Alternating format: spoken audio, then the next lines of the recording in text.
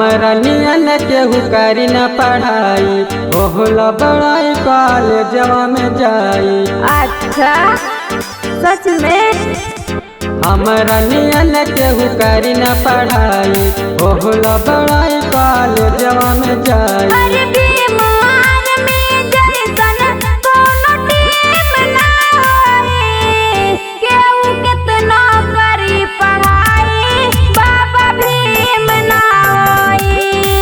केहू कितना करी पढ़ाई बाबा भीम ना होई।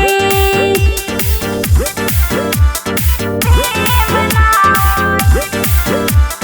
भीम ना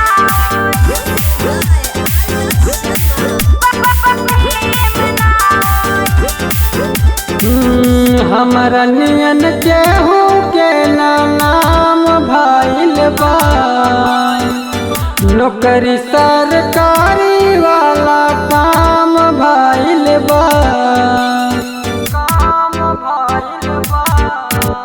ए बाबू तोरा जैसन केहू ना बड़ाई करेला, अपना टाइम हमरा पीछे कबे खार करेला। मिर्चा जैसन तीखा नमकीन ना होई, केहू कितना करी पढ़ाई बाबा भीम ना होई। केहू कितना करी पढ़ाई बाबा भीम ना होई। भीम ना होई। केहू कितना करी पढ़ाई।